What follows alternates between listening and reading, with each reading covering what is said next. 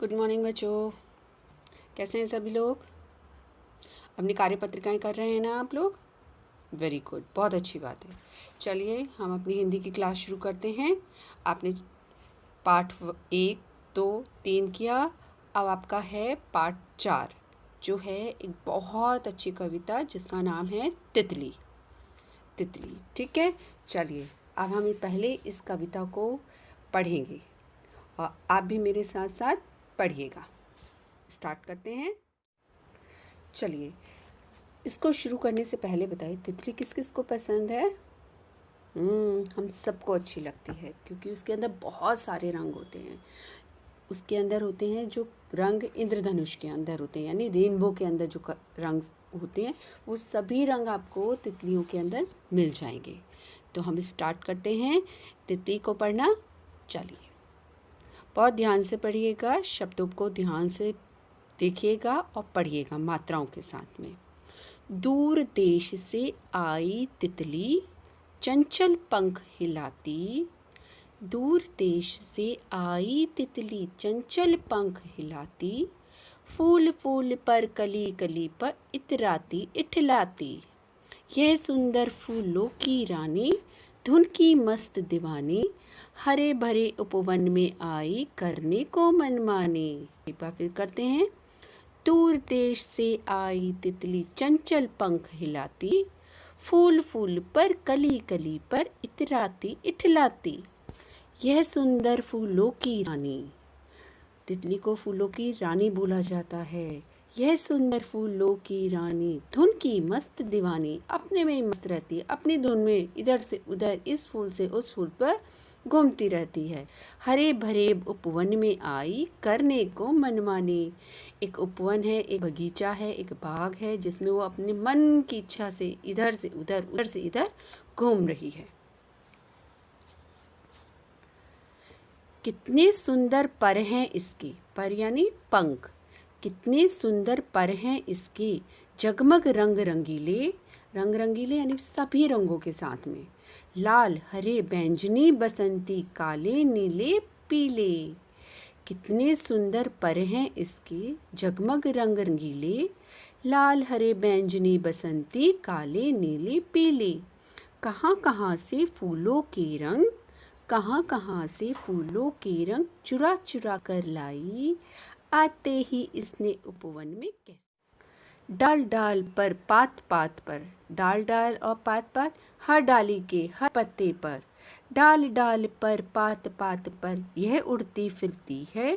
कभी खूब ऊंची चढ़ जाती, फिर नीचे गिरती है। कभी वो ऊपर जा रही है, कभी नीचे जा रही है।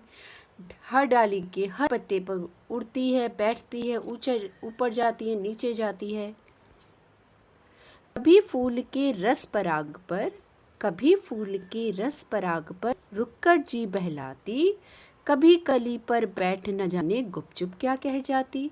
वो कभी फूलों के रस के पराग को, पराग यानी कि फूलों के बीच में जो छोटे छोटे आप देखते हैं ना, दाने जैसे होते हैं, उनको बोलते हैं पराग। उसमें से वो फूलों के रस को पीती है और वहाँ पर रुककर अपना जी बहला लेती है। और कभी ऐसा लगता है कि वो किसी कली पर बैठकर उससे कोई गुपचुप चुपचाप कोई बातें कर रही है। एक बार फिर से हम इसको कर लें, इस कविता को, ठीक है? मेरे साथ आप लोग दोहराएंगे। दूर देश से आई तितली, चंचल पंख हिलाती। फूल फूल पर कली कली पर इतराती इठलाती। यह सुंदर फूलों की रानी, धुन की मस्त दीवानी। हरे भरे उपवन में आई, करने को मनमानी। कितने सुंदर पर हैं इसके, जगमग रंग रंगीले। लाल हरे बैंगनी बसंती, काले नीले पीले। कहाँ कहाँ से फूलों के रंग चुरा चुरा कर लाई। आते ही इसने उपवन में कैसी धूम मचाई। डाल डाल पर पात पात पर यह उड़ती फिरती है। कभी खूब ऊंची चढ़ जाती, फिर नीचे गिरती है। कभी फूल के रस पराग पर रुककर जी बहलाती। कभी कली पर बैठ न जाने गुपचुप क्या। चलिए अभी कविता पढ़ी। कविता बहुत ध्यान से पढ़ना और इसे कंठस्थ कर लेना। कंठस्थ यानी बहुत अच्छे से बाय हार्ट याद कर लेना। शब्दों पर ध्यान देना। शब्दों का जो उच्चारण है, प्रोनाउंसिएशन है, बहुत शुद्ध होना चाहिए। चलिए अब इसमें कुछ नए शब्द थे और बड़े प्यारे प्यारे शब्द थे। पहला था चंचल। चंचल, चंचल का मतलब क्या होता है? आप भी बहुत चंचल हैं, शरारती। दूसरा है मस्त। मस्त, इसमें अध स की साउंड आ रही, मस्त। फिर है रंगीले। रंगीले। बहलाती। बहलाती। धुन। धुन। फिर से करते हैं। चंचल, मस्त, रंगीले, बहलाती, धुन। अब है आपके शब्द अर्थ। पहला है चंचल का अर्थ होता है शरारती। चंचल, शरारती। उपवन, बगीचा। उपवन, बगीचा। पर, पंख। पर, पंख। गुपचुप, चुपचाप। गुपचुप, चुपचाप। जगमग, जैसे सितारे जगमग होते हैं, कहते हैं ना जगमगा रहे हैं, चमकीले होते हैं। जगमग, चमकीले। जगमग, चमकीला। धूम, आजकल बड़ी धूम हो रही है, दिवाली के दिनों में बड़ी धूमधाम रहती है। चहल पहल। धूमधाम, चहल पहल। चहल पहल नहीं, चहल पहल। ठीक है, एक बार फिर हम करते हैं। चंचल, शरारती। उपवन, बगीचा। पर, पंख। गुपचुप, चुपचाप। जगमग, चमकीला। धूम, चहल पहल। अब चलिए इसको हम करते हैं, शब्दों को आपको चुनकर सही का निशान लगाकर इन वाक्यों को पूरा करेंगे। तितली के पंख सफ़ेद होते हैं, लाल होते हैं या रंग बिरंगे? करेक्ट, रंग बिरंगे। तितली फूलों और कलियों पर मंडराती है, खेलती है, घूमती है। मंडराती है। तितली को कलियों की रानी कहा जाता है, फूलों की रानी कहा जाता है या भंवरों की? फूलों की। तितली हरे भरे उपवन में मनमानी करने आई, सूखे उपवन में मनमानी करने आई या गंदे उपवन में? सबको पता है, हरे भरे उपवन में। ठीक है, अब हम बात करेंगे भाषा की। भाषा क्या होती है बताओ? ये दो चित्र हैं आपके सामने। इसमें एक में एक बच्ची इशारा करके कुछ कह रही है, तो क्या उसकी मम्मा उसकी बात समझ पाएंगे इसमें? और दूसरे में एक डॉगी है, एक कुत्ता है जो इस आदमी से कुछ कह रहा है। क्या ये आदमी इसकी बात समझ पाएगा? नहीं, क्योंकि वो इशारों में बात कर रही है और वो डॉगी भौंक रहा है। तो हम इन दोनों की भाषा को नहीं समझ पा रहे हैं, क्योंकि उसकी मम्मा उसे देख ही नहीं रही है, इसमें गर्ल की मम्मा। तो जब तक वो कुछ बोलेगी नहीं, तब तक वो अपनी मम्मा को बता नहीं पाएगी। तो आपको पता लगा कि भाषा कितनी ज़रूरी है, बोलना, बोलकर बताना कितना ज़रूरी है।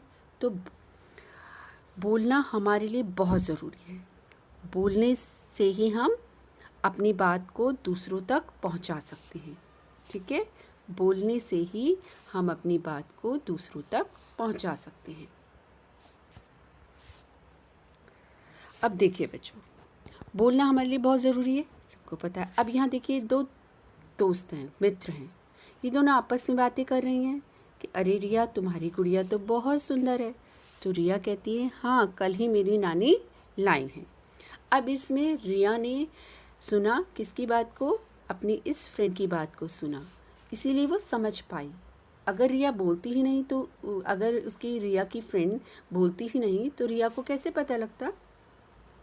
और रिया की फ्रेंड को कैसे पता लगता कि ये गुड़िया उसकी नानी लेकर आई? दोनों ने आपस में बोलकर बातचीत की। इस फ्रेंड ने इसको बोला और इसने इसको सुना। तो प्रीति बोलकर अपनी बात रिया को समझा रही है। शी इज़ प्रीति और शी इज़ रिया। प्रीति बोलकर अपनी बात रिया को समझाती है और रिया सुनकर प्रीति की बात का जवाब देती है। तो यहाँ दो चीज़ें इम्पॉर्टेंट थी, बोलना, प्रीति का बोलना और रिया का सुनना। ये सब कैसे हुआ? भाषा की वजह से। अब इसको और समझ लीजिए। अब मैं आपकी टीचर हूँ, जो आपको मैं यहाँ पर एक टीचर ही पढ़ाती है। अगर मैं सिर्फ लिखती जाऊँ तब भी आप समझ सकते हैं, लेकिन लिखने के साथ मैं बोल भी रही हूँ। तो यहाँ पर बच्चे को लिख कर बता रही हैं उनकी टीचर और बच्चे उसको पढ़कर समझ रहे हैं। तो इस प्रकार बोलकर, सुनकर, लिखकर, पढ़कर हम अपनी बात दूसरों तक पहुंचा सकते हैं। जैसे अभी आप मेरी बात को सुन रहे हैं और पढ़ रहे हैं। आप सुन भी रहे हैं और पढ़ भी रहे हैं, ठीक है। तो अपनी बात दूसरों तक पहुंचाने के जो भी हम चीज़ यूज़ करते हैं, चाहे हम बुक यूज़ करें, चाहे हम अपने शब्दों का यूज़ करें या आप सुने उस चीज़ को, ये सब क्या है? भाषा है, ठीक है। अब भाषा के बहुत सारे रूप होते हैं, ठीक है, लेकिन यहाँ हम सिर्फ दो रूपों की बात करेंगे, मौखिक रूप और लिखित रूप। सबसे पहले बात करते हैं मौखिक रूप की। एक लड़की दुकानदार से नया खिलौना दिखाने के लिए कह रही है। दुकानदार उसे खिलौना दिखाता है। ये क्या हुआ? लड़की ने बात की और दुकानदार ने उसको समझ लिया। ये क्या हो? मौखिक, मुख से बोलने वाली मौखिक भाषा होती है, जिसको हम बोलकर अपनी बात को दूसरों तक पहुंचाते हैं। तो मौखिक रूप किसे कहते हैं? बोलकर अपनी बात को दूसरों के सामने रखना मौखिक रूप होता है। लिखित रूप क्या होता है? अब दिया जो है अपनी मित्र को पत्र लिख रही है, तो वो पत्र लिखकर अपनी बात को अपनी फ्रेंड तक पहुंचा रही है। तो कुछ बातें ऐसी, कुछ रूप ऐसे होते हैं जब हम लिखकर दूसरों को समझाते हैं। जैसे हम आपकी टीचर्स आपको कई बार श्याम पट पर यानी ब्लैक बोर्ड पर लिख कर बताते हैं, तो वो क्या हुआ? लिखित रूप। और आप हमारे प्रश्नों के उत्तर देते हैं, वो हो गया मौखिक रूप, ठीक है। तो लिखित रूप और मौखिक रूप। भाषा के कितने रूप होते हैं? दो रूप, लिखित रूप और मौखिक रूप। और भाषा किसे कहते हैं? जब हम अपनी बात को बोलकर, सुनकर या लिखकर, पढ़कर समझते हैं, तो वो सब क्या है? भाषा है, ठीक है। अपनी बात दूसरों तक पहुंचाना ही भाषा है। और भाषा के दो रूप होते हैं, लिखित रूप और मौखिक रूप। तो ठीक है, अभी आपने तितली पढ़ी और तितली की कविता को आपने याद भी कर लिया होगा। भाषा किसे कहते हैं, भाषा के कितने रूप होते हैं, ये भी आपने किया। अब आपको करना है, जो कार्यपत्रिका आएगी उसे करना है और कविता को बहुत अच्छे से याद करना है। और साथ ही इस पिक्चर को आप एक पेज पर बना दीजिएगा, सुंदर सी तितली को बना दीजिएगा, ठीक है। चलिए आप कार्यपत्रिका कीजिए और इस चित्र को बनाइए, ठीक है बेटे। बाय।